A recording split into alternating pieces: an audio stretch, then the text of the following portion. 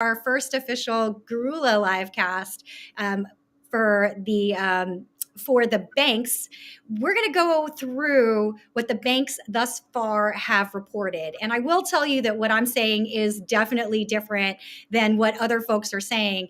I'm going to share my screen right now. Usually, I will go through different economic data, but I'm not going to do that this time because what I'm seeing the markets do right this minute is just try to absorb everything that's gone on so far. Okay, so who's already reported earnings thus far? All of these guys, plus BlackRock, plus the first health insurer that we have out is United Health. Okay, but I get enough from United Health to make a call on the insurers, which actually is pretty bullish. But we'll get back to that. This morning we had Goldman Sachs, Morgan Stanley, and Citizens Financial report earnings. And before Morgan Stanley reported earnings, I was a little bit unclear what kind of call I was going to make. But now that I have both Goldman Sachs and Morgan Stanley reporting, actually, there's a very specific call that anyone should have when they're thinking about how to talk about the financial systems in general. So let's actually go through that a bit. Let's see. Let me push this button correctly. Chrome tab. Okay. I will give the disclosures. Past performance is not indicative of future returns. I absolutely have investments across all of the financials right this minute. But we're going to go through and answer these two questions. How did the banks do and what is the health of the consumer in one fell swoop? And then second, I really want to talk about the multiplier effect because I think this is largely speaking ignored across the financial systems. News reporting agencies, if for no other reason, then it's still kind of being processed by various bank analysts. But this I previewed in a number of the different things that I did to tell you what I was looking for within the banks. And very clearly, I have my answer now. So within how did the financials do? This right here is how I look at the financials. Most things that you see reported are going to try to say something like, beat street estimates, didn't beat street estimates. But I actually need to know, did you grow the book or not in order to assess what's going on the macro front? And these guys right here were able to not only grow revenue, but also bring it down to net income. But I have huge asterisks on Signature Bank of New York, which is this amazing bank, but at the same time, they actually are the most connected to crypto, and they had a lot to say. So we're going to actually talk about that at the very end. Bank of America, some folks will present did really well. On the adjusted number, that's true, but on the unadjusted number, which you'll see in the supplemental financials that were given, you'll see that actually they were slightly down on net income, but you did get good revenue growth. And overall, things are healthy at Bank of America. With Citi, we talked about the fact that Ms. Fraser is actually still collapsing that business internationally. And so those numbers are a little bit hard to interpret. Still, I would say Citi and Bank of America were decent quarters. And then the companies that were unable to get both revenue growth and net income growth are all of these, okay? And as a result of that, I do think that anyone that's being too aggressive in the state of what things look like for the full year, as well as for the state of the financials, they might be getting just a touch ahead of themselves, or alternatively, they're really making a very particular call, and you as the investor have to decide whether you agree or disagree. However, I'm going to go through where I think the good is, the average, and then potentially where we want to be very careful. Okay, so the first thing that I want to go through, the health of the bank and the consumers. Are the banks healthy? The answer to that in the United States is unambiguously yes. Okay, we're seeing very good reserves. There's only 3 banks thus far that have reported a decrease in CET capital ratios. And I'm going to stop sharing for a second just so I can talk about the CET capital ratios. What we're talking about with CET capital ratios is excess capital on the balance sheet that the banks are going to hold, or are they expanding their balance sheet and going to actually use that to expand the economy? It's actually not an insignificant question. It is a big question. And most of the banks chose to collapse balance sheet in very particular ways, which I will describe. There's only a couple that actually, it's not quite expand per se because of who did it. But let me show it again so that can clarify out a bit. Okay, so Wells Fargo, this decrease in CET capital comes from the fact that they had to pay out $3 billion and change off of some things, so to speak. You can go to my past episodes to understand that. FRC, First Republic, they are a regional bank. And I told you in some of my previews for the quarter that I thought the regional banks would do quite well. And this is true, and this is showing out. And also some of the exogenous risks that the bigger guys take on, the regional banks will not take on as a function of the nature of their business. Morgan Stanley was at such a high rate that I think this is just the natural ebb and flow. So I think what actually happened with this decrease is not an expansion of their book, but just a do nothing about it because we actually took in enough. Every single other bank did the exact opposite. They kept more capital, and they gave you varying degrees of conversation on why they decided to do that. Some of it was related to Basel III stuff, SEB requirements, and other such CECL stuff like that, where the various regulators are going to go in and then take a closer look as to what's up. And then others of it was like, nah, we just don't trust this environment. So we are going to talk in that regard about JP Morgan and Goldman Sachs, who I thought gave the clearest picture of why they were doing what they were doing. Additionally, all of the banks, to the extent that they felt like they were over-reserved or correctly reserved in advance of the regulators coming in and checking, all of them told you that the more relevant use of capital that they saw was to buy back stock. It was not to expand the book of business and lend out like crazy. So that right there is something that I think people don't usually watch. It's what actually happens to the multiplier effect as relates to the quarter, realizing that most economists will only ever look at the economic data, M1 and M2. They do not necessarily always closely watch this aspect that really is the true expansion of the economy that is beyond M2. Okay, so now that is kind of an important thing that we will clarify further as relates to the health of the consumer. The consumer's healthy, but is a really important word here. We did see higher credit losses, definitely not out of control. And also, it really looks more to me like the banks kind of see this and they're not going to repeat a 2008. So they're collapsing their books. Okay, I'm going to clarify that further. So consumers healthy, but not this astronomical healthy. And in particular, this impacts two things that I'm seeing. The first is actually coming from JP Morgan. Now, for people that don't know a lot about JP Morgan, other than it's a big bank, what you have to realize is JP Morgan is the premier fixed income house. There is no one that is going to give you better intelligence about the bond market. I mean, even the buy side, if JP Morgan said something, will actually listen very closely. So the things specifically that happened to JP Morgan are hugely relevant when we're talking about the yield curve. And that was an amazing question asked by, there were actually two things. One, I was able to get off of the transcript, and the other, you kind of have to dance around it a little bit to get it. But this is what the yield curve looks like. And this amazing analyst at Deutsche, Matt O'Connor, asks the ultimate question early on in the call. And he's like, banks aren't really buying, the Fed is selling, but we're seeing this pressure on the 5, 7, and 10 year. You got any thoughts on that? And he said it very, very clearly.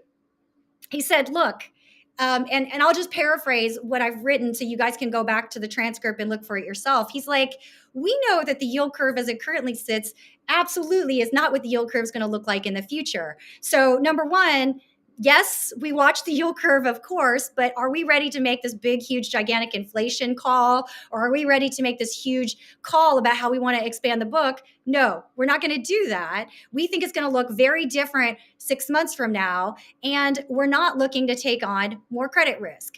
And I think where this gets particularly awkward, I'm going to shoot down to JP Morgan here, is this right here, because a lot of people are thinking, oh, I'm just going to expand this bigger, but it's going to probably make it very awkward for you guys to see it. People are looking at this right here as relates to the cards and auto service areas, and they're thinking, oh, isn't this great? We expected home lending to be down, so that makes sense, but everything else is being lent to.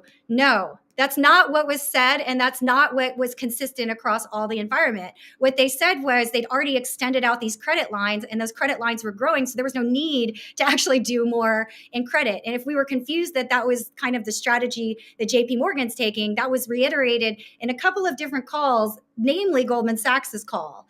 And that's why you really got to watch how to think about credit quality, because yes, credit quality is barely moving, but is it mean that the biggest risk is that we have like this really blow up? No, your biggest risk is that you have less high yield debt, period. And so because there's a demand for high yield debt that is, well, let me say it differently. Because so between Goldman Sachs and JP Morgan, what we know is that in general, because rates have risen where they are, there's not actually a need to take more risk and go and buy high yield bonds in general. So you have that attrition, people just not wanting to lend high yield.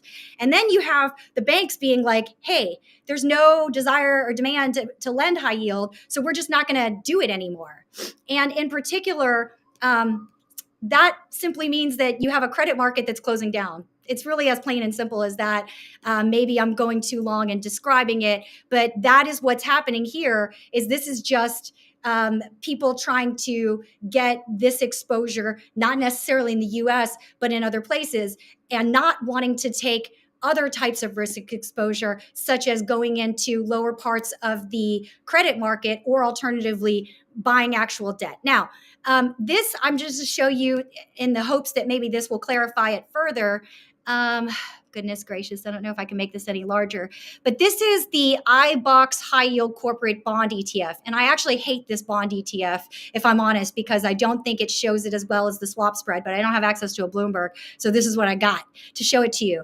But essentially, this ETF attempts to show you the principal changes, the principal component of the bond versus the interest rate spread that you might get. And so that started to tighten as people became going into bank earnings season very positive about the fact that credit quality was not going to deteriorate.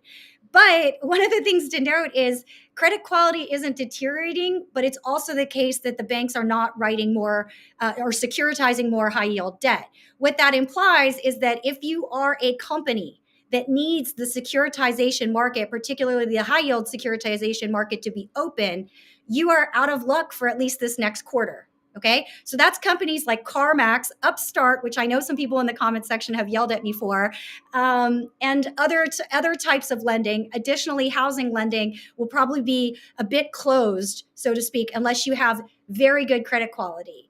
And what I'm then seeing the regional banks do is come in and try to pick up whatever business they can off the higher pieces of credit quality and off the fact that the bigger banks just aren't going to lend to you potentially.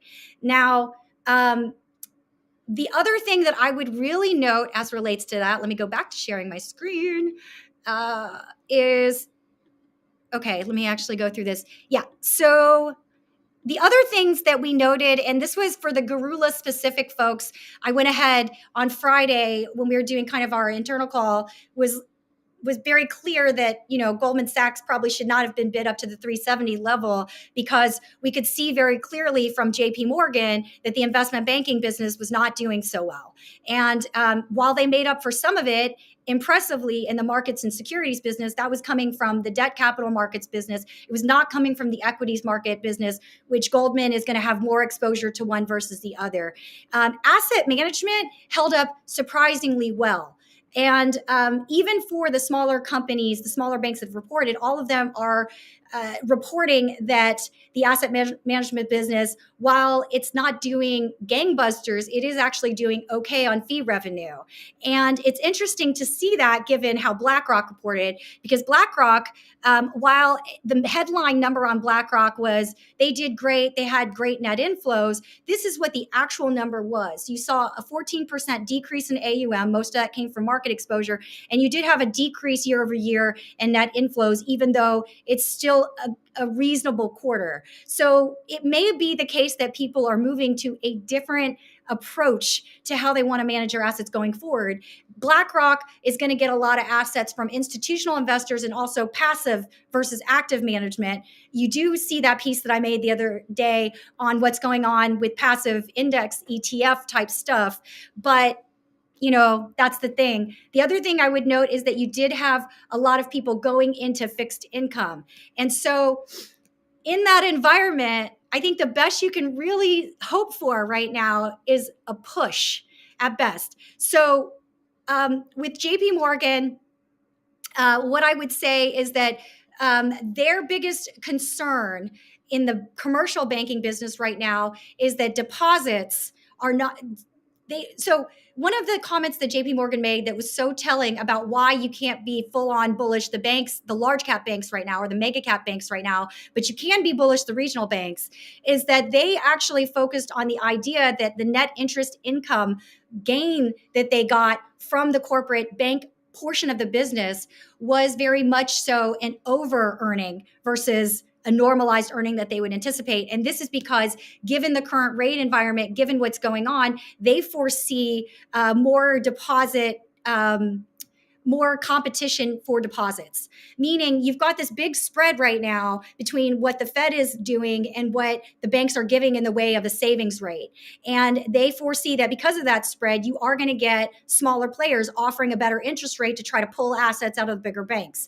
That's why, again, my call was for the regional banks, not for the bigger banks right this minute, because I do think they're in a tough spot as relates to deposits. And we see that with FRC. I believe we'll see that with PNC and Truist, which still have to report. And then it will just depend on various regions that are coming out. So that one is definitely really discussed across all of the big banks that have reported thus far. Okay, last couple of little things before we take Q&A.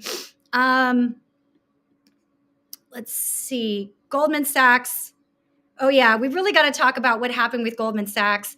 And in this one, I want to talk about this announcement that was on October that you'd think was done at this point, right? They exited Marcus, which was their consumer lending business that was trying to expand down the cap side or down the client size from like ultra high net worth and below. And they closed that business down. But what they really clarified more than any other bank is why they closed it down. And that business was really oriented towards millennials and below, as they were trying to capture the next level of who would be their high net worth individuals.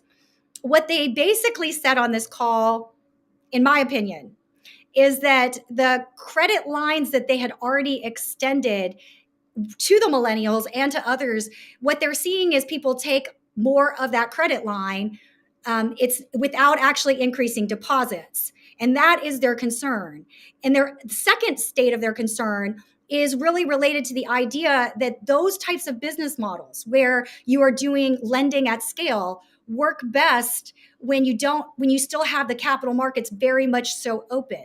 But like I said, every single one of these investment banks told you fairly clearly they're going to collapse the risk in their book, meaning they're not going to extend out as aggressively. They're going to allow things to roll off and just hold cash, or they're going to upgrade it to higher investment grade. Hence, continuing with the Marcus business would have meant building out a loan book of business that Goldman Sachs, because they're very risk averse. They're probably the last ones ever holding a bag. They can continue to see it for Marcus. And so that's what they're saying. This is actually really bad for companies, like I said, that depend on the capital markets, like CarMax, Upstart, all the other credit qualities that are really, all the other credit originators that really need to sell off loans in order to make new parts of fee revenue, et cetera. So that really gave me a pause as far as how to think about the next 6 months. The next 3 months are pretty straightforward, but it's a really aggressive call to say that the banks did great this quarter because of that one thing that Goldman being so particular. And just to give you a sense for this is what they showed. They increased credit loss provisions from 357 million to 2.72 billion. That's what they're actually provisioning for, just in case they have to take the mark. And then again here, just so you can see on the quarter, that's an increase of 344 last year to 972. So this isn't a small change, and it's not necessarily coming from credit quality, is my suspicion. I think it's coming from the mark that they might have to take to get rid of those securities off their book. Final thing I want to just note is Signature Bank. They did, if you just look at the press release, really well on revenue and net income, but because so many of their assets come from crypto related stuff, they do not necessarily have massive FTX exposure because they, quite frankly, got lucky. FTX blew up before they could fully integrate with FTX, but they do have other crypto exposure. And here is probably the most telling slide from what they showed. This right here shows total deposit balances declining fairly rapidly And then this is actually the deposit growth composition. You can see that a lot of it's coming out of digital asset banking. And as a result, they are also starting to be very more conservative. Look how big that number is. It's kind of a big deal. The other three pieces of the business, just by themselves, would have been a big deal as well. The fact that the banking teams are not getting deposit growth associated with new startups getting funding from the private equity markets, and then specialized mortgage banking solutions associated with that. All of this really tells you that there isn't a zero impact from all this crypto onto formal banking. So as a result, we're getting a collapse. The other thing I just want to show you so that you can see what this really implies is that even though, again, revenue, net income, fine on Signature Bank, this cash number dropped down aggressively. This went from 29 to 5 billion. I think this is done in thousands. So this is a pretty immense drawdown. And I think that's about it. Yeah, that's about it for what I have for this thing. I'll take some questions. Any questions? Yay, great job, Bing. I noted in that call on JP Morgan, you noticed an increase in commercial lending. So that's good for the overall economy. There's a little bit of increase on commercial lending, but even Goldman and to a lesser extent Morgan Stanley really discussed the fact that they are largely speaking, when they talk to corporations, hearing them not want to extend into this uncertain rate environment to slightly higher rate environment. I think what's happening is it's the long end of the yield curve. There's a really great confusion as to why that's fluctuating so much. Do you know what I mean? Let me go back to showing that what this was just the recent numbers off of the Fed, the Fed website, because I think that's the easiest way for me personally to get it. But the 5 years, 7 years, you see how it's inverted relative to the 6 month and 1 year rates, and nobody really like that. There's a lot of great conjectures and guesses as to why that is, but there's not a really good reason for it. So if the reason for it is that international is freaked out about what's going on in their banking system, then if you're a corporation and you've already locked in great financing, you're not necessarily going to go into growth mode until either it's clear to you from what you're hearing in your own business, or you really hear a macro call that makes sense. Right, and they increase loan loss reserves, which is, it's also, bullish. These banks are very conservative, but they're doing the right things. I agree. So as far as that goes, the banks will be healthy. Right now, there's not a systemic risk issue that is massive. But there is a potential that the banks do exactly what the Fed would have wanted, which is collapse the multiplier effect. Because if they just start collapsing their own personal books and putting that either into loss reserves, CET capital ratio, et cetera, then the net effect is less credit availability, and it will just, you'll see a slowdown. Right. Okay. Citibank, is Citibank the cheapest out of the big banks? Yeah. Citi will be trading about it'll trade at half of book value. So if you're using book value as the metric, then it would be Citi. Now you got to be careful because Citi, because it's still doing all these asset sales and such, also has the lowest return on common equity.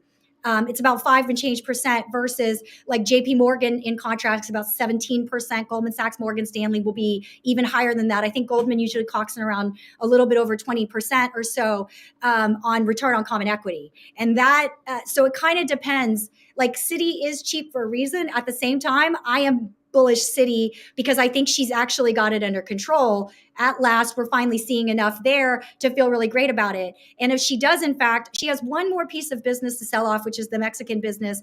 And then you can start to see just improvements in the business. Now, she did not expand the book of business meaningfully during this last 2 years because she just couldn't. That wasn't that wasn't the deal for Citi, because the deal for Citi and the focus was really getting out of Asian markets, getting out of European markets, getting rid of the Russian business, getting rid of Latin American businesses, et cetera. So just by default of her having bigger fish to fry, she probably looks pretty good from that perspective.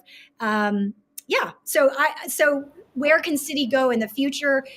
I'm intrigued, is what I'd have to say. And at Right. 50% a book, it's interesting, very interesting.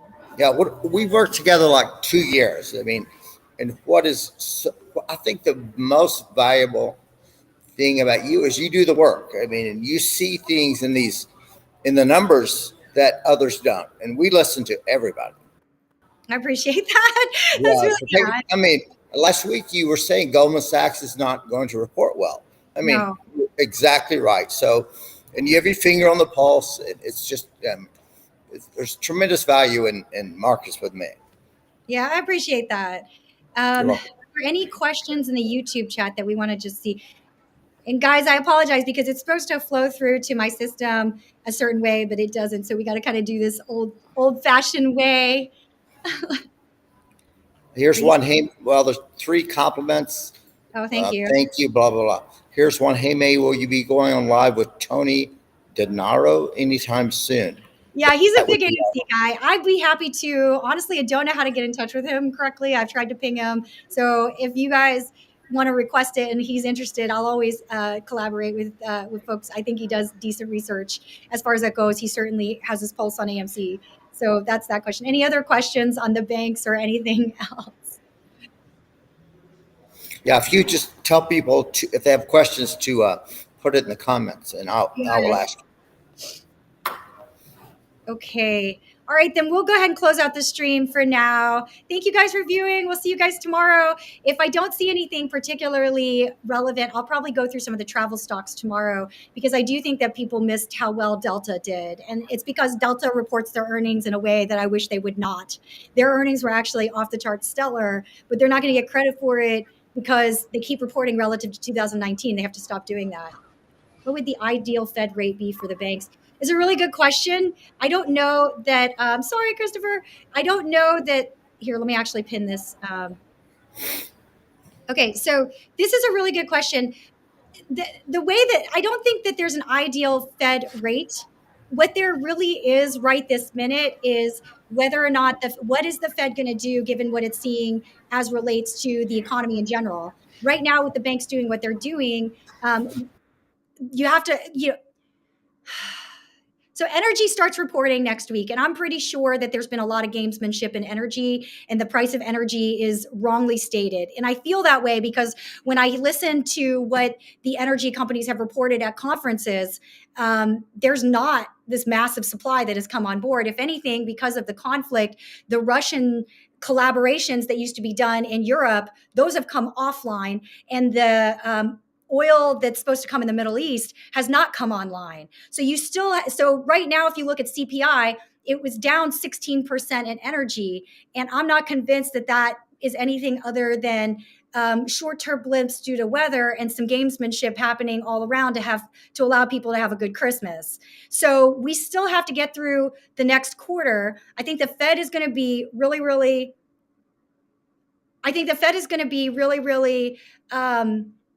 scared to do too much on rates one way or the other until they can get a really good pulse on what's going on actually with energy. And because if you took energy out of CPI for inflation, you actually had an increase again in inflation driven by everything but energy and autos. So you had a down 10% in the autos business on pricing, and you had a down 16% in energy. And by virtue of that, you ended up with a down CPI number. That is not what the Fed wants to see to feel good about having its arms around inflation. So right now, I don't think the Fed does anything but wait a half a beat to see what's up. And given that they're going to wait a half a beat, it's hard to think that the economy is going to expand or to even know which direction to call the rates. I think that's probably why Jamie Dimon said what he said on the call and the uncertainty that he's discussing.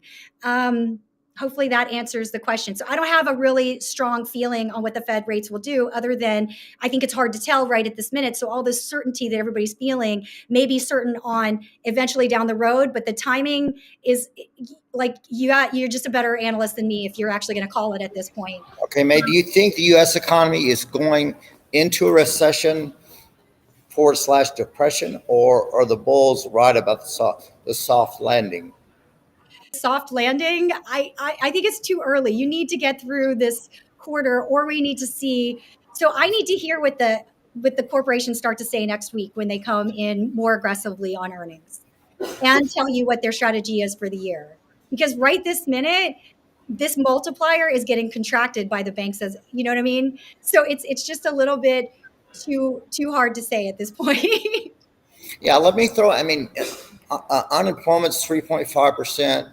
Inflation is coming down. The dollar's topped. Interest rates is topped. So, to me, I those are know. all Look, those are there's such a all good for desire the to buy economy. this market. But here's the thing that is really the problem is that yes, And a inflation. lot of people are bearish. Okay, I don't know that a lot of people were bearish given how aggressively this market moved. That's part of my concern. I think the market just traded sideways for at least the next quarter.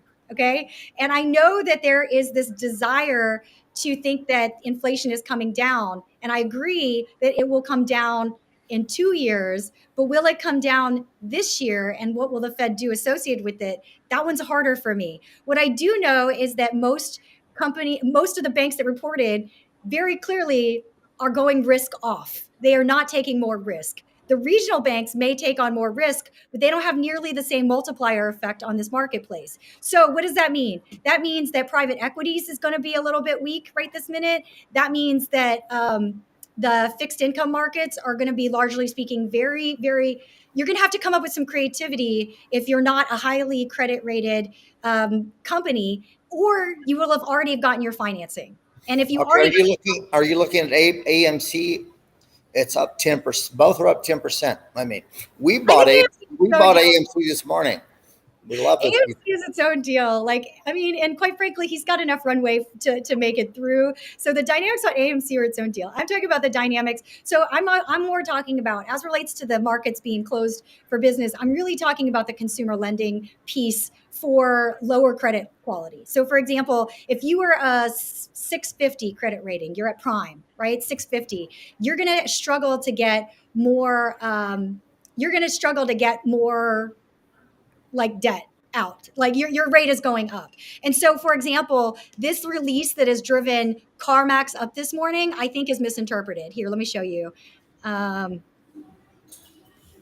so this release came out from CarMax this morning, and the stock went up to 70. CarMax launches new online pre-qualification capabilities. And people are like, this is awesome. People are going to get loans. It's going to be great. And I don't think that's what's actually happening here. I think what's happening here is that they actually have to do that because they really don't want to have a craziness to their business that shouldn't exist. Right. Do you know what I mean? So that is not actually the opposite of a good sign, because if you just knew that people were going to get their loans, then you would need to do that. AMC looks good from a technical perspective. I think Yeah, I that's mean, right side. AMC, especially AMC Ape, that arbitrage is a silliness that doesn't need to exist. And I think in a lot of ways, uh, we'll find out in the next few weeks, because they do report the quarter. I think second week of February they report the quarter, and so we are getting closer to the time where gaming it so aggressively. I mean, you still have like probably 2 more weeks of gamesmanship in it, maybe a little bit more when they finally announce the actual date. But when they announce the date, or alternatively, if the board does actually go ahead and deliver the proxies to everyone and agree to put the thing to a vote, I think gaming it from that point forward is a little silly. So It looks that's. to me like he's done a good job. Do you agree with that? I mean, I'm a fan. I know that there's AMC haters out there, but he did what, in my opinion, he needed to do to refinance the company. And if he Right. can get that off, then a lot of the other vision and dreams that he had, which is to, I mean, the way that I hear what he's saying is that he wants to turn AMC.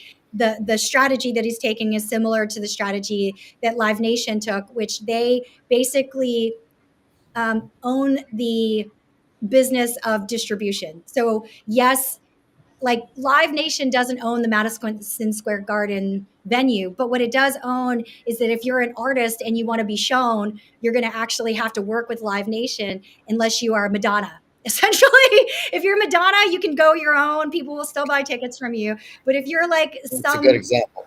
upper, if you're like, even if you're a fairly well-known artist, you're still going to want to outsource the business of distribution of your tickets to someone else. I think that's the business model that he has envisioned for the theater portion. And then outside of that, he sees value in the brand name for AMC itself in consumer products. And then the Hycroft mining thing, I have mixed feelings about. On the one hand, I think he's right as relates to gold and silver. On the other hand, it is a little bit of a divergence. So I kind of feel you on that. But those that detract, that are upset about that. But at the same time, I don't know. It's only 27 million. What he really needs is some upside. So I'm not really going to take it away from him because actually metals does have the ability to provide that upside if this economy ever opens. AMC though is a smaller cap name, and so it is, I think it's more of a fun one to watch than anything else. It's $1. Buy one share and play along with, or 10 because you're going to have a reverse split. Buy a minimum of $10 or change, $15, I guess, because it's trading at $1.50 today. Don't buy less than 10 shares if you're going to play along, okay? Because if the reverse split goes through, you'll end up with fractional shares. I'm rooting for the AMC people. I mean, like usually when you're trying to turn around a company, you're left alone to do it. Poor Mr. Aaron has like every short seller in the marketplace, plus a bunch of quant funds trying to short him while he's in the middle of trying to turn the damn company around. Give the man a break. He's trying to keep that business alive, you know? Well, he created a like preferred because it cannot be delisted, right? And he's going to reverse split AMC and get it to 40 a share at least. So there you go. I would not Yeah. want to be short. Yeah, I'm not short, like, No, we don't short stock. We would buy puts. yeah. I don't know. Shorting stocks is un-American. That's probably true. That's probably true. Although I've been known to do it from time to time. No, I don't think I short. I usually buy puts if I'm going to do it. But the volatility charge for shorting AMC is pretty aggressive right now. So, nonetheless, I'm long the stock. I want to see him succeed. What can I say? There's a good question. Why is Adam Aaron working with the hedge funds? Or they're the lender, right? Yeah, I think there's this like weird thing where people believe he's doing some kind of bizarro short. He's not. This is just a mistake that people think because they think all hedge funds are alike. Different strategies actually do very different things. Right. Antara is a high yield special situations fund. So what they would do when the high yield portion, when high yield debt starts to trade downwards aggressively, they call it acting equity like. And what you'll typically do is you'll create some sort of hedge against that just so that you can protect your investment. And there's a couple of different ways they would do it. It is true that some might short the stock, but that wouldn't be the most common way to do it because you take all the risk of the stock doubling once you do it. So the more common way they would do it is they would set it up as a defined risk strategy of some sort, either using the swaps market or using the options market, such that they at least protect the asset against further deterioration, further loss. But they would not necessarily short it outright because it's just really not the risk profile that they're set up with. I mean, think about it this way. The bonds can only possibly go from 30 cents on the dollar, 40 cents on the dollar, whatever it was, to 100. That's the most that they can do. But the equity can double, triple, quadruple on you. And if you're a high yield bond index or you're a special situations fund and you lost your money in the freaking equity markets, you know how long your assets are actually going to remain with you? For zero amount of time. Your assets are going to get pulled. So it's very unlikely, in my opinion, that a high yield special sits fund would sit there day trading AMC given that risk. And if they did do it, if they were short AMC at all, it would simply be in a ratio that protects the bonds. It would not be what we're seeing in the FTD, the failed to deliver, or the naked shorting market. That's just way not the risk profile. And I think what's happened is a lot of people think that all hedge funds talk to get Ken Griffith. Let me tell you something. If you can get a conversation with Ken Griffith, call me, because I doubt that he would take my, do you know what I mean? Like, he doesn't just sit there and talk to every hedge fund and tell them what to do. That is you watching way too much Billions and thinking that all hedge funds talk to each other. That's not how it works, guys. I love it. I wish that were the case. I wish somebody would call me and be like, yo, May, this is what you should do in your book, but no one does that. Okay. So, that's all I have to say on that. Okay, that's all I have, man. That's all the questions, I think. Cool. Thanks, guys. Take care. Good luck in these markets. Bye.